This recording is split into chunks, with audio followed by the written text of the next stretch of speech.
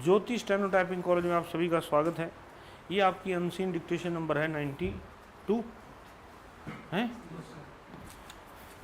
Website पे इसको लगा दिया गया है। Dictation start after 5 second. Therefore, this particular provision should be amended by the Honorable Minister for the purpose of giving protection to the working class at the initial stage itself when the site is selected.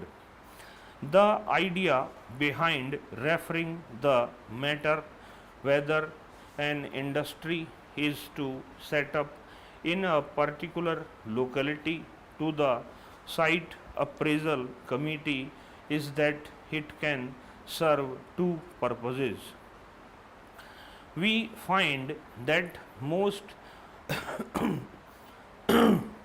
of the industries are situated only in the urban areas. Now we see that the problem of water pollution, air pollution, dumping of hazardous material, etc. are there, and therefore the purpose of bringing forward this particular amendment is very clear. But I think that the site appraisal committee which approves of the site should also be given adequate protection under the Act. I say this because, in one way, this committee will pave the way for decentralization of industries. Therefore, I welcome this amendment and I congratulate the Minister for this specific amendment. Now, I would like to come to certain other important aspects which have been mentioned here.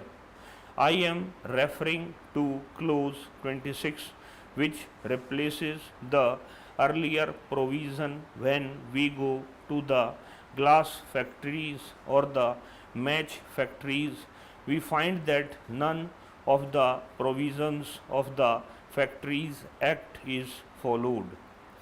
The workers, including small children in the glass factories, are working in temperatures going very high. In several places in UP and in other areas also, when the factory inspector goes to the factories, they are told that these people are not the employees of the factory. But the minister says in this provision that safety measures have to be provided. The workers who are working in the glass factories, I think, are actually dying a slow death. Whatever provisions have been made by the government are not being implemented properly. Sir, in subsection 2 of section 38 says that effective measures shall be taken to ensure that in every factory all the workers are familiar with the means of escape in case of fire and have been adequately trained in the routine to be followed in such cases. Sir, it is to see whether the workers have been trained or not. The labor department has to educate them with the help of the management. They should coordinate with the management and then educate the working class so that the labor department will definitely see that the workers are given full education about the safety measures in the factory. Sir, the penalty provision has also been made stringent. Under section 41B, the inquiry committee is to be set up by the central government. Sir, I would like to say that the committee which has to be set up and which has to give its finding should not be advisory in nature, it should be mandatory in nature. I would also like to submit that the Honorable Minister should see that the definition of factory is amended because a lot of factories coming up are not covered by this act. Mr. Vice Chairman, sir, as I said on the earlier occasion when the minister had moved a bill concerning the gratitude in this bill, also I can only lend my limited support. The minister has been trying hard to improve the working condition of the working people of our country. But the provision that are sought to be framed fall too short of the requirements.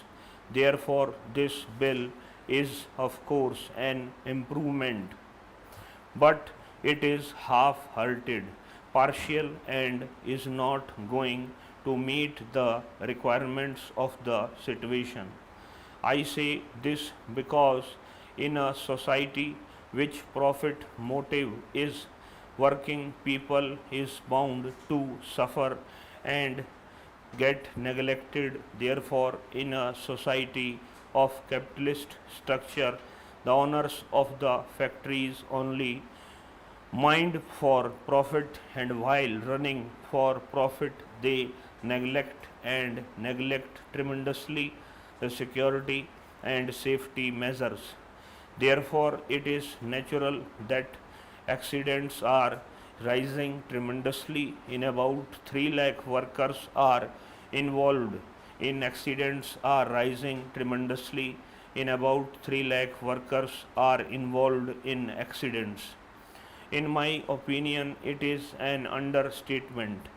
Every year, about 2000 men and women lost their life because of accident. Again, I say it is understatement because the employers will conceal accidental deaths who have fallen victim to their own neglect of safety system. Sir, last year when the safety measures conference took place, there was a conscious agreement among all those who attend the conference that the decision of the previous conferences regarding enforcement of minimum safety measures have not been implemented.